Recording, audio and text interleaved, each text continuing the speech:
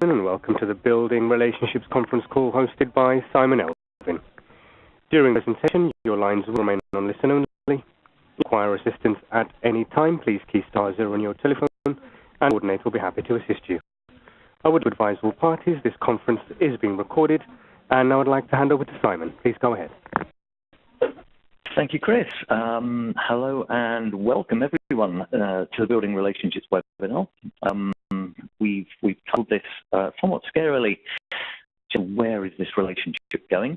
And we hope over the next half hour, 40 minutes, to get a little insight into how we believe you can take your relationships a little bit further. The three of us will be speaking today, myself, on making and developing relationships, and Ben Rolls from Introhive on new technology to crack the user adoption problem. And so uniquely between us is Angela Hasabi, who's Head of Insight and Analytics at PwC, and she'll be speaking on PwC's own journey in getting end users to adopt them and the use that PwC make of CRM. I guess a little bit of context. I want the question, why do I care about relationships? What is it that measuring and building relationships is going to do for me? When I say for me, I'm talking about effectively the firm as a whole. Really, we'll answer the question of where do I put my business development effort? So we take a look at a couple of one, number of relevant opportunities, and the other, strength of relationship. We can up a classic marketing like 4-box matrix that chooses as to where we should expend our effort. If we look at the trend box, we have quite a large number of opportunities, and they're relevant to us. They match what the firm can offer. But we don't have any relationships now. We don't have many good relationships in there. So while it's high reward, it is quite hard to grow. Corner, while it's easy to grow these people, there's not a massive amount of opportunity in there for us, or at least they're not of a size that's going to make a massive difference. So we're effectively picking up the scraps there. Bottom left, well, having any time sitting in it takes you a lot of effort to grow because you don't have the relationships, and when you do grow them, there's actually very little reward. What we have to do, of course, is sweet spot where we've got high reward, but it doesn't take as much effort to grow the individuals. And what we probably is that a lot of time trying to figure out the number and size of opportunities, less time understanding, finding out where our strength of relationships are. Measure relationships in sort of normal daily life. It's fairly easy to understand how strong those relationships are. I'm looking at know who I am. What were the first ones? Have we met? Do we talk? If we talk, do you listen to what I say? Do we meet? Do we just talk home? Are we friends, or do we have a deeper relationship than that? And if we do have that relationship, how does that relationship change over time? And what's person type relationships is also true of company to company relationships. We have a dating profile, which is effectively how we present ourselves out to the outside world on the web, on social media, through the content we publish and the commentary we make, and our reputation in the marketplace. We also have personal relationships that go to build the company-to-company relationships. To know how many of them, and do right people in that organization. If we can measure those sorts of things, and we start our dating profile, there are a number of things that we can take a look at where we might gain useful information. So we've got website action, often the first port of call is for people to visit, take a look at the website, and if we can derive some of that information, shows, especially only at a company level first, because we don't necessarily know who is visiting the website, but we may be able to find out the demand does it. It shows that company has an interest in the services we provide. So engagement, are they how are they engaging with the stuff that we put out there? Are they commenting? Are they retweeting it? Are they quoting it? Are they liking the stuff that we put out there? It indicates areas of interest and potential opportunities when we understand the sorts of things that they're interested in. We do direct communication. We all send emails. And we also send event invitations and things like that once we might get a personal relationship, once that's been added into our CRM system. And there's a metric that you can get on that to understand whether they're putting your emails, whether they're reading things, whether they're following links, all of that type of thing. And again, it indicates how strongly they're engaged with our communication and how interested they are, and potentially which areas of interest they have. Stronger level of engagement is indicated by people who will accept our event invitations, those who actually turn up to the event that they have accepted. And the further down this list the contact goes, the more engaged they are with us and our activity.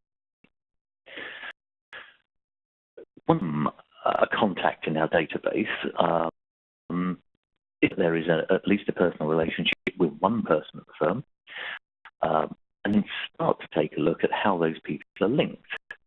So are they only linked by email? Do they follow us on LinkedIn, or follow that individual on LinkedIn? Do they have a look at Twitter?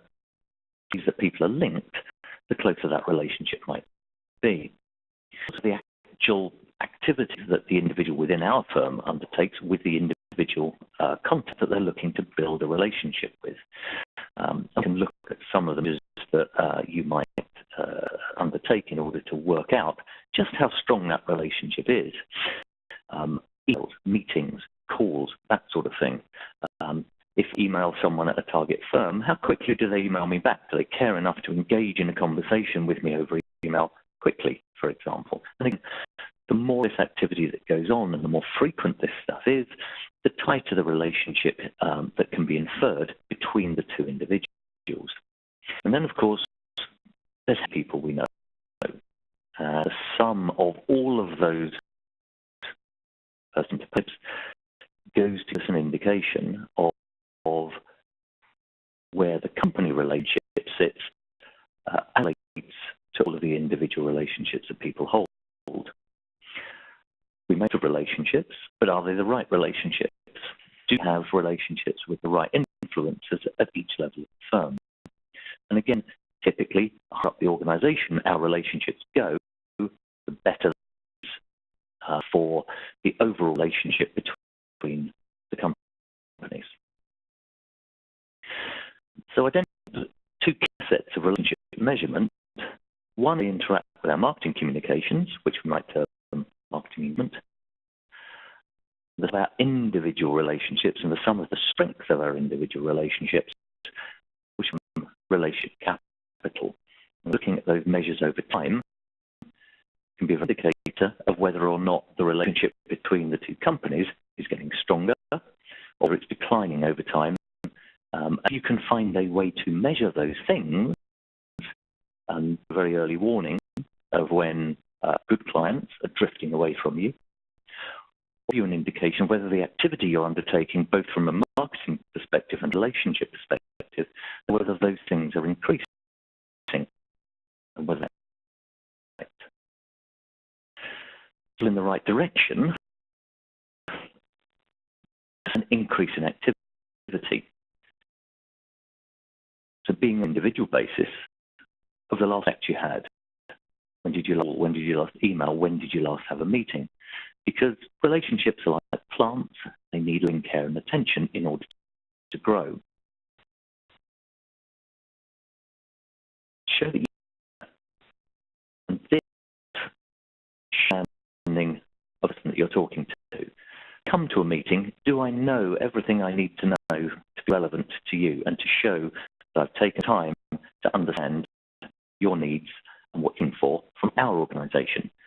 Who are you? who your company is, what's the company doing, what's happening in that world, what sort of challenges are they facing, and particularly things like, what relationships do you have at my firm? Who are working with you? Overall relationship that you have. Think that are important to you and your firm, and particularly things, if you know that someone else has had a meeting with them and you have some information fed back to you around that meeting, coming into the client, talking to them about the information you've gleaned, it shows that they were important enough for two people at your organization to have a chat over the coffee.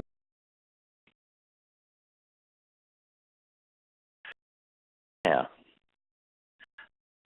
From a marketing standpoint, if we're sending communications, we should be sending you relevant communications.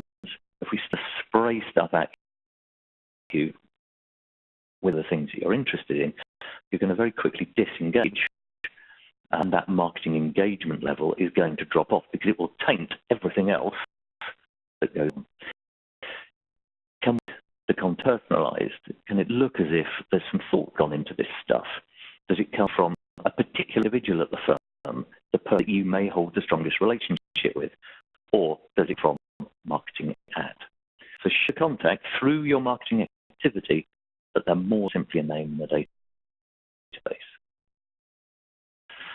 Web. This is about getting more of us, knowing more of you, identifying the gaps in your relationship web. Who don't you know? Who should you know? And how do we get to that particular individual? And if more of us, no more of you, then the relationship between the two organizations is going to be strong. Excellent. Finally, effective activity relies on accurate information being delivered when it's to those in the organization who are responsible for nurturing the relationships. And that fundamentally has to come from people who are nurturing the relationships. They both consume and contribute information that you need. So engagement, end user engagement, is absolutely key to you moving forward. We have a concept we use when we're talking about CRM, what we tell C's of successful CRM, content and culture. Content reflects the quality and adequacy of the data that you hold in the system. About the technology and people, and culture is the way in which the organization works and how it rewards behaviors. So the questions you might, or your users might ask, culturally, do I know what I'm supposed to be doing? Why I'm supposed to be doing it, and how I'm supposed to be doing it? If I know those things, then my motivation to contribute information to the system is reduced. If I find that my content that I'm looking at within this system is inaccurate or incomplete, again, my trust in the system is going to go down. I am less likely to use it.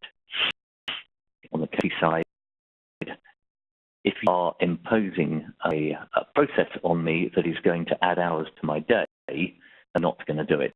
I need to do it quickly. I need to do it intuitively. I need to do it without switching. Those are things that we keep in mind as we proceed through to the rest of the presentation and understand, first of all, from Anela, PwC have taken a look at this, and from Ben to understand Introhive might help with some of these things. So I'm now going to hand over to Anela, who is the changing times slide. Thank you very much, Simon. Hi everybody, as Simon has described, my name's Antonella Hisabi and I lead the Insight and Analytics team here at PwC. The 12 months certainly brought some interesting challenges as well, where I was the solution lead for PwC's UK implementation of Salesforce CRM.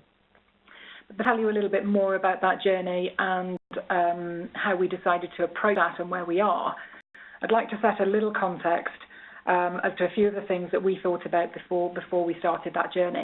If you could just move me on one, that would be great, Simon, please. So, we are continuing to see unprecedented levels of change across our clients and recognise the need to be able to keep up, we can't stand still for sure, We keep up with that pace of change across our clients, in society, across the economy, to be able to help them navigate that change with equal measures of innovation.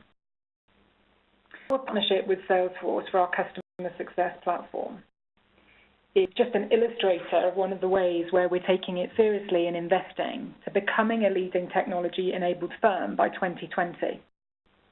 One of our key strategic objectives, and I think certainly important to align any technology implementation with your strategy. So in implementing Salesforce, it wasn't just about the technology though for us, or just about CRM. It was a bigger piece. It was an opportunity really for us to change the way that we do business, the work. It was a cultural change piece. And these just on the screen now, you've just seen, you can see a few words in the boxes. Some of the things that we're benefiting from, realizing and looking forward to. So sales being cloud-based was key really, and the flexibility of an ever-changing platform was important. So with a cloud-based proposition, obviously the agility to have frequent new releases was really important to keep the system moving where you need it to change and adapt to your environment and that different way of working. Piece was important. We wanted our people to be able to do things on the go as well and have not be held to account simply sat at their desks inputting data. Was very opposite of that. The collaboration piece was really important. We saw it again as an opportunity to work closer with our colleagues, to connect with one another. Our instance of Salesforce isn't just here in the UK. We chose to adopt it and implement it on a global basis. Is another thing that we're looking forward to in the near future. And I think where it really starts to get exciting as well, when we get some of the basics around data right, and we get some predictive pointers as to where we're best off spending time and prioritising relationships and sales activities with our clients. So the network, so to go back to that global piece, and then we'll just move on one. So for us to create a global network of all of our territory firms was key. I talked a bit about the culture-led piece before, and that this was an opportunity for us to change it. And so we did. Return to culture point is we aspired to change our relationship and sales culture as a firm. If you could put me on one again, please. To enable us to do that, we had to focus on some core principles to embed this properly. So we looked at it in several ways. We looked at the relationships and the opportunities piece,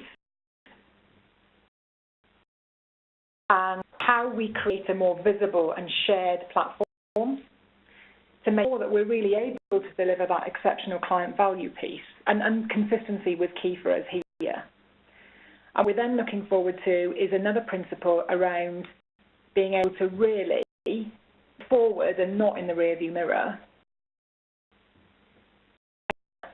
to decisions about our customers. And so they were the support. But how do you actually how does a large business and a large user base to and adapt their way of working and to really get behind those core principles? We tried to simplify it further and asked our firm, if you could just move us on one, Simon, please. Asked our firm two things. Asked them to focus on relationships and opportunities. In the first instance, let's focus on the relationship piece. So to them to log and share their client relationships and interactions. For us, this, I think, was critical. And to a little bit about why that's important. Or it'll be familiar to you anyway. But just stress, for us to start inputting our key client relationships into CRM, as contacts, we will all contribute and do that alone. And then that's going to start to help us evolving that relationship with the role we have at client sites every day. the number of meetings, the amount and the enormity of data all of the time. It's important to systematically have an approach to it and those relationships, as we've been talking about. If you then take that a little further, it's going to others, it's going to create more visibility as to who our internal networks are, who knows who, and they create visibility as to who really is best placed to have those conversations with the people in the market that we're trying to do business with. Piece, to log and manage all opportunities and engagements. Again, a simple message around engaging with CRM in a very particular way. If you could just move us on one more, please, Simon. So we've talked about a little bit about that smarter relationships piece to maximise our relationships. The opportunities piece, which ultimately, again, if we commit to that second critical behaviour, it helps us to build a stronger pipeline. Teams and the smarter insights almost come as a consequence of doing the first two things. It starts to explore the idea of but starts to explore data integrity. Ultimately, we set out all of the best wills in the world, but ultimately, if we're not adding and taking ownership of the data, we would have that smarter insight piece to work with, and we wouldn't be able to collaborate better as teams. We could just turn to that a little more detail and move on again one. I'll give you a snapshot into where we got to. So at the end of last year, the beginning of December, we launched Salesforce. We went live at the beginning of December across the UK. So we implemented Salesforce. I've got some usage stats for you, indicative measures as to how we're doing on the adoption front initially. With Christmas in between, remember, we're certainly glad that people came back and didn't forget all about what we did before Christmas and the holidays. But here is where we stand to date. So this snapshot was taken at the close of play on the 10th of January. So we currently have 11.5 approximately users have logged into Salesforce. 94% of our partners have done so, and we've had just over 7,000 opportunities created on Salesforce. Really, it's just only been live for about 4 working weeks. In reality, probably a little bit less than that. And we've also created, some of this is in a data migration effort, some of this is through syncing contacts via Introhive, which I'll come on to in a moment, and some is purely people adding contacts as well. So 91,000 contacts have been created in that time. And if you could move us on one, Simon. I'd like to talk about now, and again, please, you can go through quite quickly. There you go. Thank you. That's helpful. So just on the data integrity piece, so adoption initially, you can imagine the change management effort around encouraging people and working with our business to get them to explore and use Salesforce from go live day one.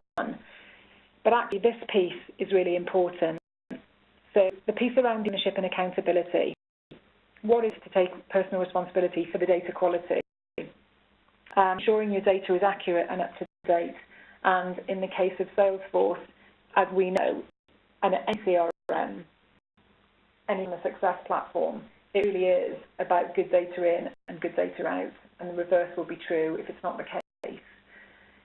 So for us, what we did in addition to Salesforce is we invested also and partnered with Introhive. And what Introhive can do and how we see it working, it supports and assists in that contact management piece and contact maintenance piece. So everybody's bugbear around CRM, as we'll all know, is really a lot about keeping things up to date and received as an admin task. What Introhive does is certainly helps with that. And then also there's the importance of the relationship leveraging piece that it will surface. So if I to move on one, Simon, and please. I think the clear message here for us is to aid adoption. If you can, I think we see Introhive as part automation, absolutely, and helping us get contacts into CRM, keep refreshed and up to date, and working on that piece around how does it surface how somebody knows them to aid in our conversations with our clients. So it's helpful for us to know partner A knows partner B's contacts really well and in what capacity. And that's certainly the relationship strength piece of it certainly surfaces that information, allows us to collaborate as teams and pretty much put our best foot forward. Who's best having a conversation with the client that we're going to meet tomorrow? Just on that note, before we head into Ben and his presentation, the digest emails that Introhive provides wraps around the engagement and adoption with CRM, because what it does is it prompts you, it feeds you with information before a meeting, telling you about that client and whether it's company or the individual and who's met with that individual beforehand in the recent weeks leading up to that meeting. It also prompts you to capture the meeting notes, again, a hint, after a meeting has been attended, to make sure that you conclude and log those interactions as we referred to earlier. So I think those digest emails and prompts from Introhive is really where we're starting to take this and the burden out of the data admin piece of CRM and support our users and really leave them with no excuse but to use it and use it well when it makes it really easy and facilitates that usage. And really, just to recap, if you just move us on, I've talked a little bit about this, and so I won't dwell on this slide, but just to conclude, we've talked about technology very much being prevalent in us investing in being a tech-enabled firm for sure, but ultimately what this is all about is culture-led and the culture-inspired change that we have our users within the firm to tie into CRM. And so it's really bringing about that collaboration piece, the smart teams, the smart insights to make the better decisions, those opportunities and relationships on one customer success platform. We're beginning of our journey very much, and we need to turn our attention to making it stick, so to sustainability and adoption even further. Thanks much, and I'll hand over to Ben. Nella, thank you, Simon, and welcome to everybody that's on the call. My name's Ben Rolls. I work at Introhive as a Technical Solutions Manager, and what I'm going to do is just spend 5 minutes or so just talking through some of those facets of relationships, of systems that Nella and Simon have both touched on, and look at how we've taken some of the principles of good working into our Introhive product. One thing I found really interesting there was listening to Antonella talk about, absolutely, this is about PwC putting in technology, but underlying this is one of the key principles, and that's the fact that these should never be CRM projects, because that sounds just like it's IT. These are CRM programs because they're wrapped around that whole vision piece, the objectives piece, that ultimately technology should be a driver helping to contribute to that strategy and vision, and not just simply being seen as putting in a new system. So if you just like to take us forward. So it's touched on this earlier. One of the key things around any adoption program, whether it's adoption of CRM, adoption of specific systems to help relationships, is trying to address the 3 C's. And someone absolutely touched on this, which was capability, content, and culture. One of the key things that we run at Introhive is if you can get that capability right, it can ultimately help drive content and culture. So what we're talking about here, so some of the key pillars of Introhive that we've taken into our software, but absolutely apply to any program, is these principles around simplicity. Where possible, you want to automatically identify contacts, automatically identify organizations, relationships that exist. If we're doing this and we're starting to drive the data out, as Antonella touched on herself, you can then start driving key business decisions, because better data means better ability to leverage the features of CRM or connected systems such as marketing platforms, analytics engines. One of the key things that we've tried to do is to say, look, let's try and drive things as passively as possible. People don't like change, and one of the reasons that CRM systems commonly fail is because there's too much of an expectation on end users to log all of the contacts that they know, to log all of the activities that are engaged in. Absolutely, from a company-wide perspective, it makes sense to try and do this, because then we can understand the relationships that people are having. We understand who knows who. But actually, we want to try and capture this data in a completely passive fashion. And the key thing here is it's not just about new data, but also maintaining existing data. Many organizations have got CRM systems where they put big effort into getting the data right on day one, but as time continues, it gets stale. And as that data gets staler, actually what really is happening is that CRM system is becoming rusty. It's starting to slow down, because effectively we can't now drive the business-making, decision-making pieces of our business from that data. What we've done at Introhive is to say, look, let's really try and address this capability, get the functionality right, and what we can then do is drive insight. So what we do is we connect automatically to things like email systems, we connect to CRM systems, to finance systems, and we're constantly mining this data to surface these intelligent insights. If we just go forward, Simon. So where some of this then comes back in terms of these analytical insights. So here what we're showing are a couple of screens from our Introhive system that PwC are using that actually can tell any user about any organization in terms of the number of contacts that we know, the relationship strength, who knows these people, and all of this is being driven by that capability piece. So here we're simply mining the activities that people are undertaking, whether it's sending emails, whether it's logging a task or an activity in another system. We're combining all of this and providing these rich insights so that suddenly across the organization we've got a true insight of every company that we're interacting with and every contact that we're actually liaising with. We drive this further to also understand who exactly knows these people, what's the strength of those relationships. We can see here our trend graph showing an upward trend.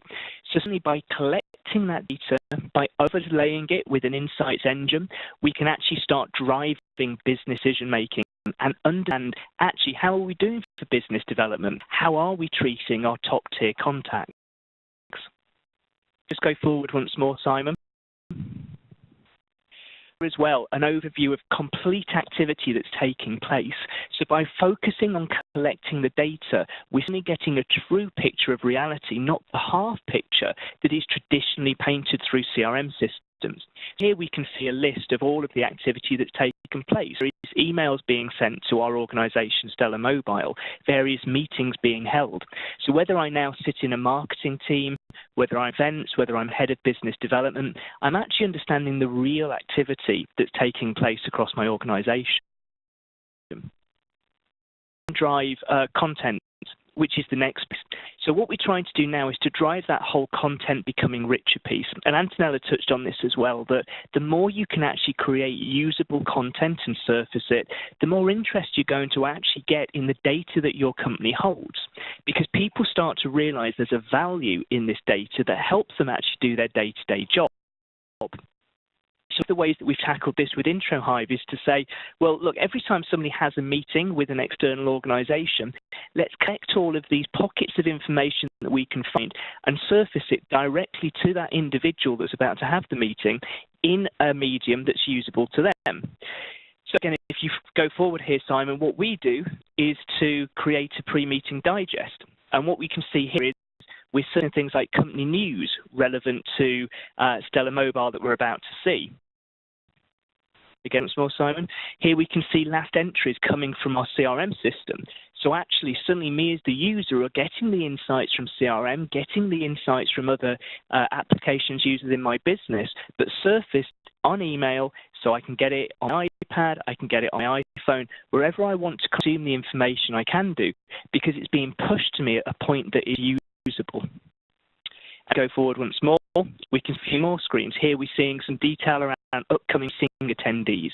So again, by pulling together disparate data sources, making sense of it, we're delivering rich insights that actually help people do their day-to-day job, which ultimately was one of the key drivers that Antonella touched on behind the vision within PwC and why they've embarked on this technology enablement project. Simon, if that's okay. We can also see here strongest relationship type detail. So the richness of the data is allowing me these insights to understand who knows people at Stellar Mobile, which of my colleagues are connected to these people. And again, bearing in mind we're doing this in a completely passive fashion, which should be absolutely one of the drivers to any project like this. It's just enabling these insights without me actually having to change the way that they operate. And on to the final facet, which is really culture. And again, if we just go forward, what we're saying here really is, look, let's try and put in systems, deliver content in a way that doesn't change the culture. Culture is very, very difficult to tackle. So if we can put systems in and put in processes that actually have a low cultural barrier, then that's probably the best way we're going to see that shift without actually having to really work hard to drag everybody in that direction. So what am I talking about here? Again, from the Introhive perspective, we saw before how we're doing things on email. We're delivering these insights to people's inboxes. They're used to receiving content via that mechanism. So there's a low cultural barrier. People are responding to emails all the time. There's training attached to what we're doing here. It's not a new system. It works. And as we touched on before, people are learning about the power of information, so they become curious. Some of these pillars around capability, content, and culture, we've absolutely adopted in terms of the way that we've developed and architected our Introhive solution, but they actually apply to a much wider piece, which is whatever I'm doing when it comes to technology. Think about these aspects. Too often what we see are people taking requirements, delivering something that technically meets the requirement, but that isn't taken into account. Actually, how is this going to address the capability piece? What does this mean from a cultural fit? And this is where we end up with, if I need to be able to log a contact, but the way I do that is to have to log into this screen, do this search, click the third tab, then fill in a form. It meets the requirement, but people are not thinking about how we address these three C's. So if we take those three C's, apply it to our system design, apply it in the context of the vision, think about the data that we're trying to get in, and ultimately how we can use that data to drive decision making, we're then going to achieve some of those key objectives that we set out to. And it's true whether it comes to relationship building or simply just getting a CRM that works. So it's there simply from how Introhive has tried to some of this problem space to tackle it by looking at these three C's. But as we've heard from Antonella, it's then helping businesses actually really drive the direction that they're taking using technology to enable all of those non-technical pieces to actually come to fruition across an organization. That's great. Thank you, Ben. Chris, if we could open up for questions, if anyone has a question, we can take those now to any of the presenters. Ladies and gentlemen, if you wish to ask a question, please key star then on your telephone. If you decide to withdraw a question, simply key star 2. Alternatively, you may submit a question on the WebEx. To this, please click on the Q&A tab indicated by a question mark sign, type your question, and click Send to Panelists. Thank you. Yeah, I can see a to take from Nicola, who's asking, how do you see Introhive differentiating itself from similar products? So from Thomson Reuters, for example, ContactNet, and from LexisNexis, their IQ engine. I think very good questions, and I think we've recognized, as many other organizations have, that actually this was always a problem space that needed to be filled. Many organizations were creating CRM systems, had all singing, all dancing features, but actually when organizations received these applications, they just didn't do what they'd been built to, and it really all came down to that data piece. Without having good data, you're not going to be able to leverage all of that functionality. Absolutely, therefore, we're seeing many people are going to work in the same space that we're operating in. We certainly feel, though, that what we're doing is offering a much wider breadth of functionality than maybe what some of the other organisations out there are doing. So actually, in its entirety, we're mining these insights. We're delivering things like that pre-meeting digest. What we're also doing, though, is doing full enrichments around these individuals that people are having interaction with. So I may have an email address of an individual that I'm about to see. What Introhive will do is actually bring back full content, for example, photographs, job titles, social media links. So I'm getting much more of a richness around the individuals that I'm seeing there. Passive, and one of the key things here is it is technology agnostic. So actually we can connect to a multitude of mail engines, CRM systems, so it means actually we can operate within an organisation regardless of other actual technological changes that take place. One of the other key things that we're going to do, though, is to help actually promote all of this activity into the CRM system of your choice. So what that means is not only am I now learning about the organisations that I'm seeing, the contacts and the relationships that we have with those contacts, but we can push all of this data automatically into the CRM system and overlay it with our insights engine. So what that means is that I'll get an automatic promotion of emails, of meetings into my CRM, automatic promotion of all of the contacts with that deep relationship insight, which is taking into account many touch points, such as number of emails that are being sent, quality of the people that we're interacting with. It even tracks things like people leaving a company.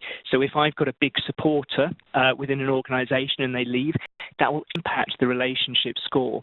So with that breadth of coverage of what we're doing, it's certainly there in small pieces in other people's products, but not quite with that breadth that we have. And very much, we're driving to be, number one with respect to relationship data science, which is the area that we're saying we're operating in. And so everything from that initial contact right down to managing your top tier 1 customers.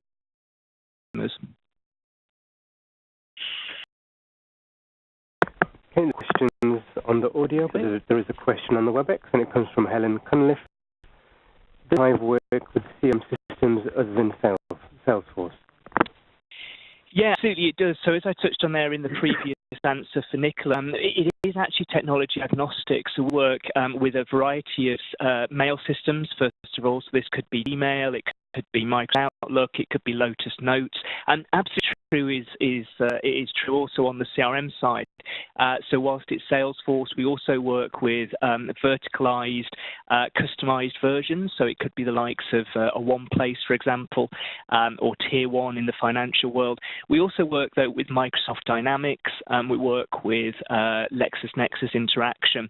So a variety of different CRM systems that we integrate to. And we have a very large development team that sits behind the product that's always looking and working with customers to actually develop further interfaces into other CRM systems, but also into other applications where we think there's valuable data.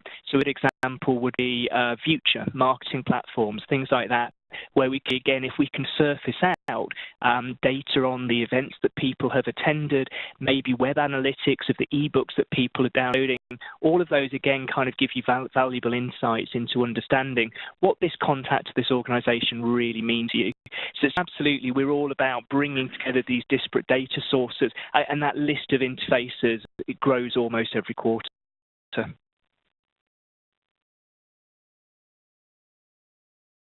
A question here from Nicola, just I think following to my previous answer. In terms of gathering wider data, photos, personal profiles, have we seen resistance from this? It's a good question. I think the way that I'll answer that is to say we're not ever going to surface any data here that people haven't already chosen to make public. So what I mean by that is, I may have, I think Simon referred to it as my dating profile. Effectively, I have a profile that's sitting out there that I'm broadcasting to the world. And that may be in the form of a Facebook profile I've decided to set up. It might be my Twitter feed where I'm tweeting about things that are going on with relation to CRM systems or technology. But the key thing is that I, as an individual, am actually choosing to push that information out to the wider world. All Introhive is doing here is mining lots of those different areas of information, making sense of them and joining them together. But it's never surfacing anything that individual hasn't themselves chosen to make public. A good example of that, with respect to organisations I've worked at is LinkedIn. Obviously, I'm putting all of that data out there. Same with press releases that might pertain to myself or organisations. They're all driven with a desire to actually make that information public. So really what we're doing is joining together disparate data sources using machine learning to make those connections and then simply surface that back to the individual that's interested.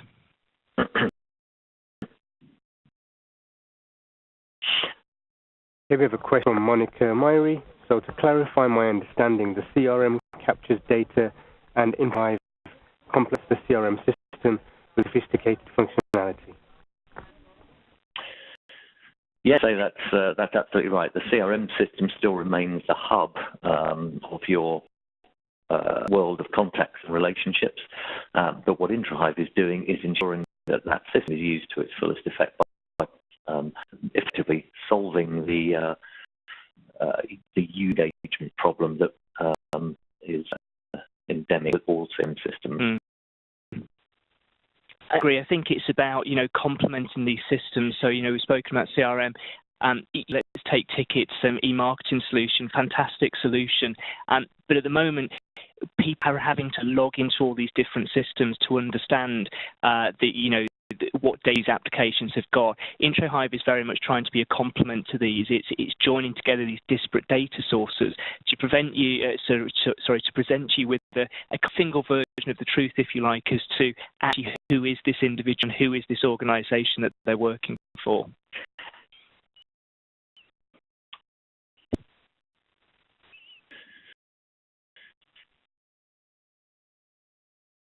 From Monica Myrie, thank you.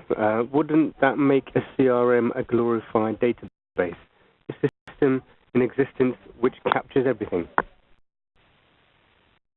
Yeah, CRM, obviously, if it's used to its fullest, it kind of should be, I guess, a glorified database. But I guess in that sense, what I'm really talking about is having various integrations maybe to your finance systems, to time and billing systems if you're working in professional services.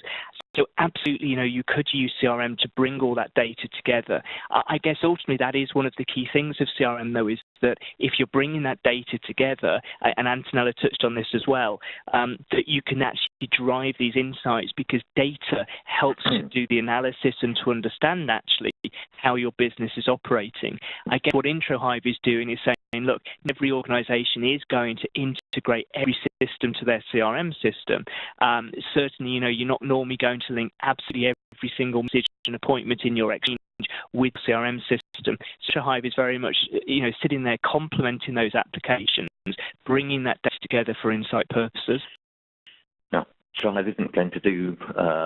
It's not going to do the things like sales pipeline management that CRMs might do. Right. It's not going to act as the repository for marketing data.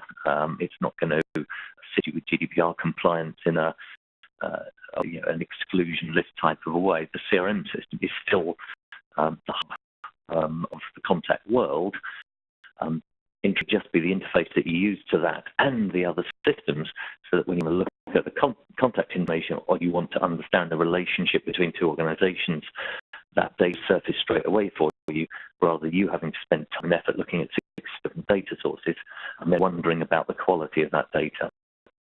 So it engenders trust in the data that's in the CRM system, drives the completion, the accuracy, and the completeness of the data in the CRM system. Again, solving some of the issues that have plagued CRM systems ever since they were starting to be put in. We have another question from Jane Strobel. Is Introhive cloud or on-premise? It's a cloud-based application. You have obviously things like Microsoft Exchange on-premise, for example, or a hosted CRM system, again, that's an on-premise hosted CRM system, we do have adapters that we deploy, obviously working with sales, just to allow that connectivity. But ultimately, the application service, the black box, you like, of Introhive, is sitting in the cloud, so it is a software as a service orientated model. That said, it's obviously got full security control around it, 2048-bit encryption with data at rest, in transit, etc. And we leverage the likes of Azure and Amazon Web Services, etc. A lot of their security around hosting, etc. as well, we also leverage.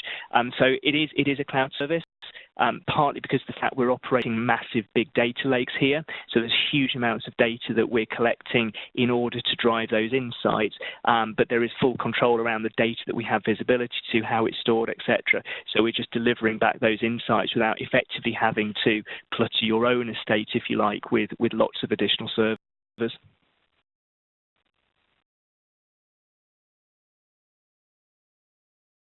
Further questions at this time? Okay. That's great. I thank everyone very much for joining. Hope you found it useful. Ben, do you just want to mention the 3rd, because you've got a webinar coming up on the 23rd, haven't you? Yeah, absolutely. Yeah, I think obviously there seems to have been quite a bit of interest there on what Introhive is doing. On the 23rd, we are running a 30-minute webinar, which is actually going to be more of a deep dive into the Introhive product. So what I'm going to do there is actually do a live demo showing how Introhive is making all these connections, showing some of the insights in a bit more detail that we can actually get from using Introhive. So anybody that's interested in that, absolutely speak to Simon, or indeed the likes of Ronak at Introhive, and we can provide the details on that. I believe it is available to sign up to actually on the Introhive website, and I believe, Simon, it may be on yours as well, is it? Yeah, I think it's on ours as well. And what I'll do in any case is when we send out the recording of the webinar to everybody who accepted the invitation, and clearly everyone on the call, I'll add the invitation there so that everyone can see. If anyone doesn't want to wait all the way to the 23rd of January, then give me a shout, and we'll get in contact with you to answer any questions that you might have, or to arrange a direct demonstration. Brilliant. So with that, again, I'd like to thank everyone, and I'd like to thank the speakers, Ben and Antonella, for their time, and I'd like to close the webinar. Thank you. Ladies and gentlemen, that concludes your conference call for today. You may now disconnect. Thank you for joining, and have a good day.